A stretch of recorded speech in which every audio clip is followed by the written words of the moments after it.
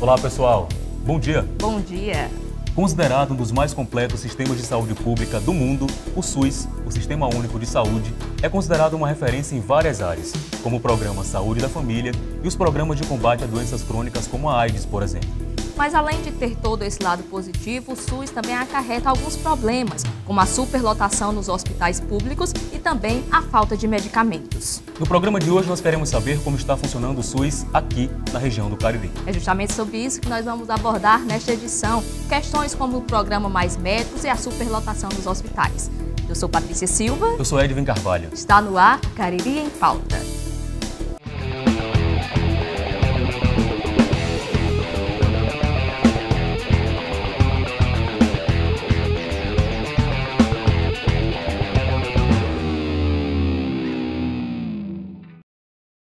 Olá, pessoal. Hoje o Cariri em Pauta está falando sobre o Sistema Único de Saúde. Para falar sobre este assunto, nós convidamos a secretária municipal de saúde do Crato, Aline Alencar, que além de secretária, é enfermeira do SUS e tem bastante experiência na área. Mas antes de começarmos a nossa entrevista, nós vamos assistir agora a uma reportagem que fala como está funcionando o Sistema Único de Saúde aqui em nossa região. É o que você confere a partir de agora na reportagem de Evan de Alencar. O Sistema Único de Saúde existe há 25 anos no Brasil. Com a criação do SUS, o governo brasileiro tornou o acesso à saúde pública gratuito para toda a população. Porém, é só falar desse serviço que o brasileiro se mostra insatisfeito.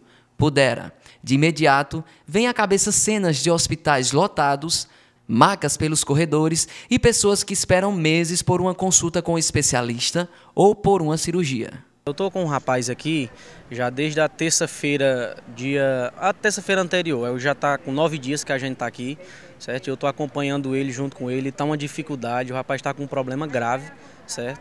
E a gente está aqui dentro e, na minha opinião, aqui está uma precariedade, certo? A gente na espera, eu vejo aí toda hora as pessoas chegam, brigam, discutem, né? Por atendimento, né? Porque pela espera os médicos não dão assistência. Segundo pacientes, não há como negar os inúmeros problemas existentes no sistema. Hospitais precários, falta de profissionais em algumas regiões, baixo salário para os trabalhadores da categoria e uma lista enorme de erros médicos. Teve uma epidemia de dengue aqui no Juazeiro muito grande, aí a gente foi na urgência, eu e meu esposo, ele foi medicado e quando foi a minha vez, como tinha muita gente, e meu nome era Maria José, de França, e a outra era Maria José e outra coisa, aí a mulher estava tendo epilepsia, né? E eu estava com dengue, muito grave também. Mas aí, na agonia lá, a enfermeira trocou os prontuários, e na hora que ela foi me dar a medicação, eu achei estranha. A medicação que ela estava me dando, que vinha junto com o comprimido, né? Aí eu olhei e vi que era Maria José, mas não era o meu nome completo. Eu falei para ela que estava errado. Ela disse, não, mas não sou eu, você vai me dar uma medicação errada. Mesmo eu passando mal, eu pude perceber. Aí ela foi atrás do meu nome, aí estava lá, ela ia dar a outra, o medicamento de dengue para a mulher com epilepsia e eu ia tomar o remédio dela. Não é raro que tratamentos complexos e cirurgias sejam cobertos pelo SUS logo após serem rejeitados pelos planos de saúde. Isso sem falar nos medicamentos de alto custo, como o da AIDS, por exemplo, entre outros tantos que são cobertos também pelo Sistema Único de Saúde. Eu tenho uma filha de 9 anos, a Isabel. Ela tem um problema, é um distúrbio hormonal. Foi descoberto há 1 ano, através de vários exames de hormônio. E eu levando no médico, ele detectou esse problema. Só que ele me encaminhou para a Secretaria de Saúde por ser uma medicação de alto custo. Aí só demorou a primeira vez, porque ele teve que levar vários exames, várias documentações que eles pediram. Mas depois pronto, eu vou todos os meses, veio na datinha certa, eu não tenho que reclamar. A cada 2 meses ela vai no médico, são feitos vários exames, eu pego o laudo, vou na Secretaria de Saúde e recebo direitinho, nunca atrasou não. Também a injeção é aplicada no hospital, não tem problema, no atendimento é uma maravilha, não tenho o que reclamar. E também ela é acompanhada por uma nutricionista pelo SUS também, e um atendimento é excelente, não tenho o que reclamar. Bem, gente, como nós acabamos de ver na reportagem, o SUS tem seus pontos positivos e negativos. Para falar sobre este assunto, nós convidamos a secretária municipal de saúde do Crato, Aline Alencar. E nós temos alguns dados sobre o SUS aqui no estado do Ceará. Dados do Ministério da Saúde apontam que o Ceará foi considerado um dos piores estados em atendimento ao SUS no que se refere ao número de leitos. Em todo o país, são 13 mil leitos a menos desde 2012, ou seja, ao invés de aumentar o número de leitos, o SUS tem diminuído o número de leitos e, consequentemente, o número de atendimentos na rede pública de saúde. Para abrir a sessão de perguntas deste bloco, nós contamos com alunos do curso de jornalismo da Universidade Federal do Cariri, a UFCA, e quem começa é Amanda Cruz. Bom dia, secretária. O SUS, na teoria, é considerado um dos melhores sistemas de saúde. Eu queria saber se, na prática, quando é que isso vai ocorrer? Bom dia a todos e a todas. Agradeço a oportunidade de estar no programa, contribuindo até no momento de formação de vocês. E falando de um assunto tão importante que é o SUS, né? Esse SUS que tem tantas informações, às vezes, não muito agradáveis. Porém, como você mesmo falou, nós temos um programa que é considerado um dos melhores do mundo, realmente, entre o que se refere aos direitos do cidadão, às políticas nacionais. E, em alguns aspectos, nós já temos até isso acontecendo, né? Porque o que é que a população consegue visualizar, o que é que nós temos em grande ênfase, é aquele SUS que realmente não tem impacto, que é o SUS que está na porta da emergência, é o SUS que está dentro da assistência hospitalar, né, daqueles que precisam fazer alguns atendimentos com maior brevidade, com a urgência. Mas nós temos também um panorama que, infelizmente, nós temos poucos espaços dentro do que se refere à mídia positiva, né, dentro do que é bom, do que é que o SUS tem. Né, que a gente tem que ampliar esse olhar para que a gente veja que já tem coisas boas. Você me perguntou quando é que nós vamos conseguir ver esse SUS tão perfeito que está lá na lei. Mas nós já temos.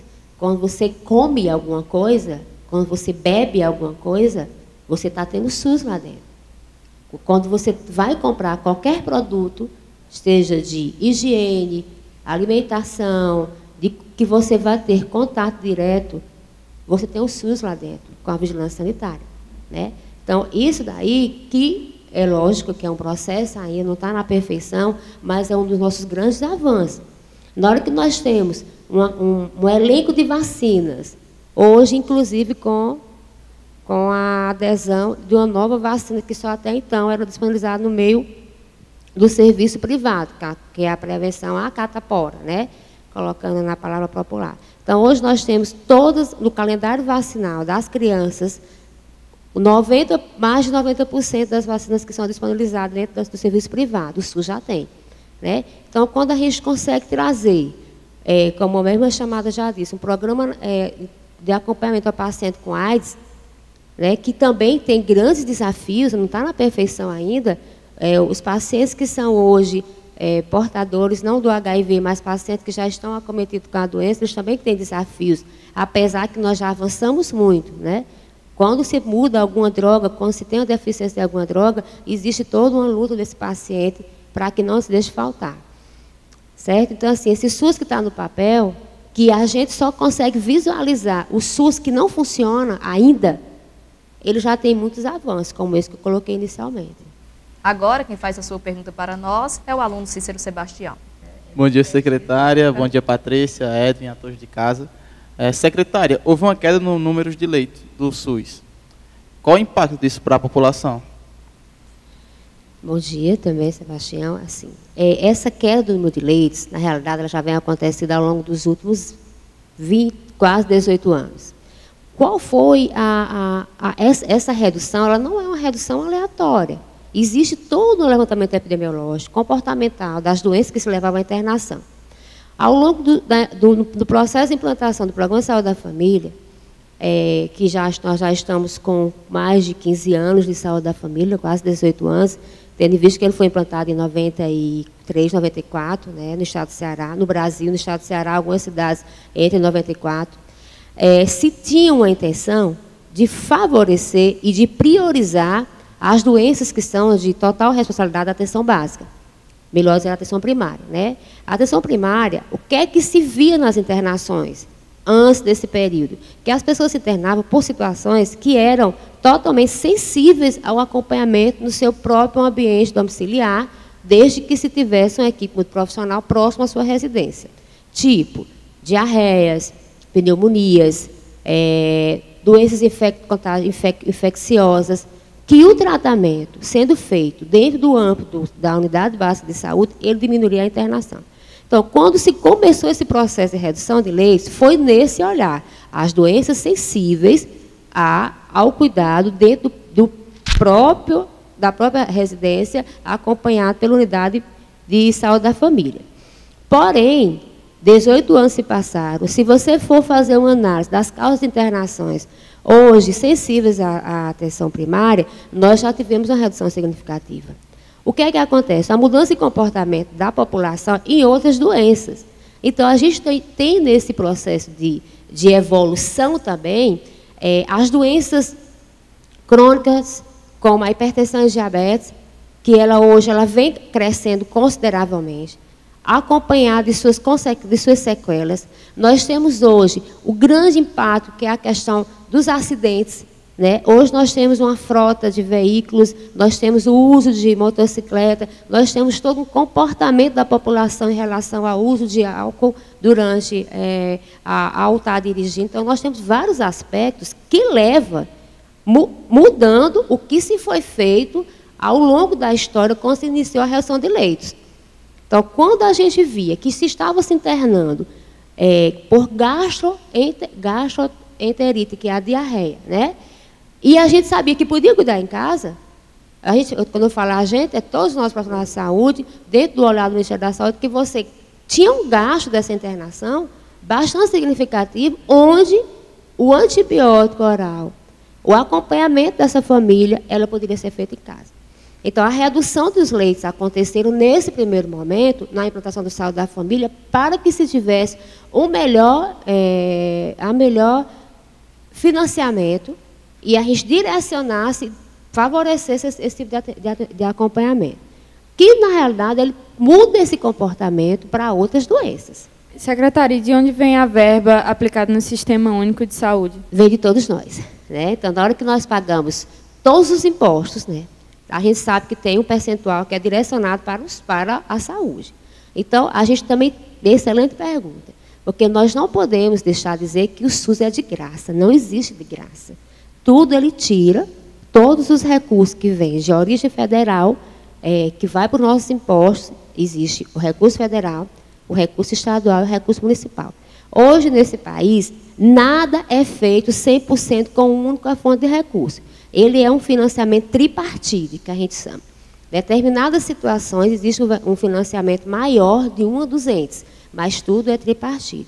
E todos os recursos que são gerados, eles são gerados dos nossos impostos. E com relação às cirurgias, tem alguma que o SUS não cobra?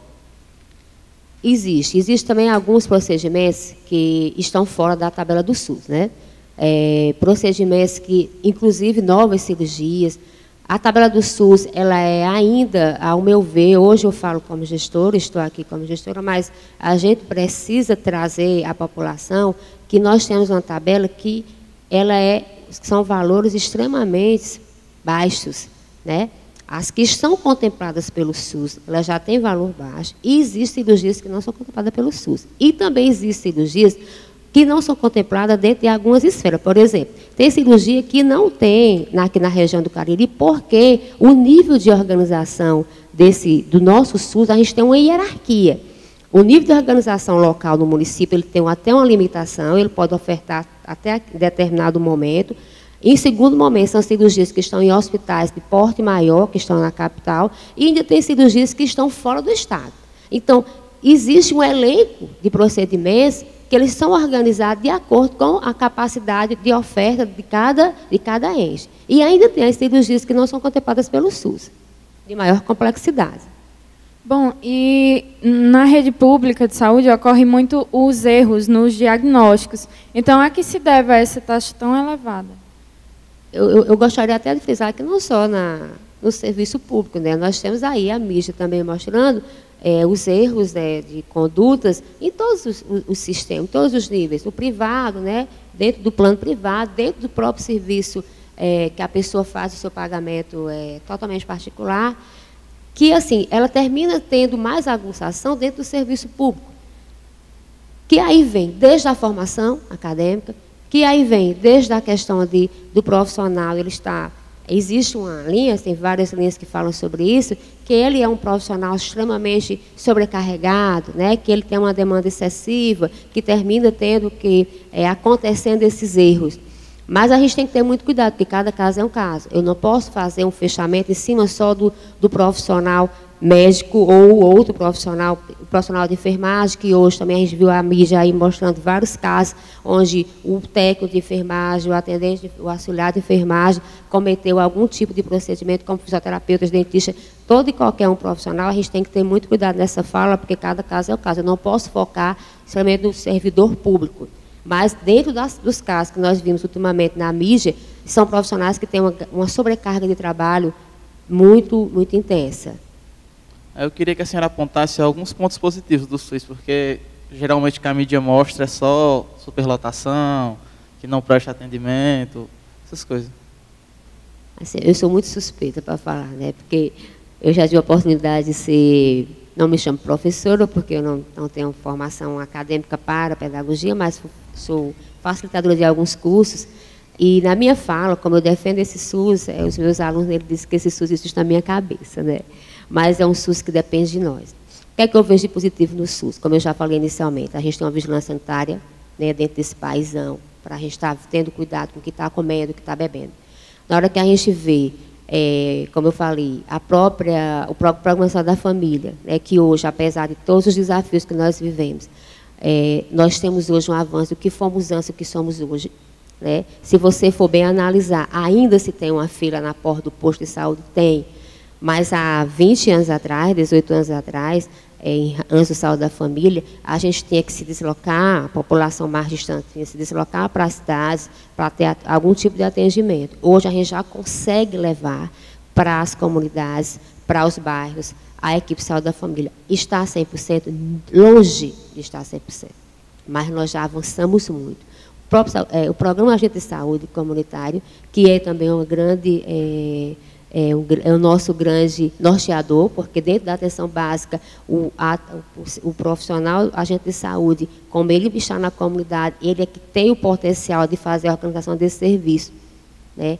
Os programas, como a gente falou, o programa da AIDS, né, que vem acompanhando os pacientes com AIDS. Hoje, a Política Nacional de Acompanhamento de Alimentação e Nutrição, que nós temos disponível para todas as crianças, a questão do sulfato ferroso, a vitamina A, são programas que vêm à tona para diminuir a mortalidade infantil. Se você vê os resultados da redução da mortalidade infantil no país, já foi uma redução significativa, apesar de toda a fragilidade.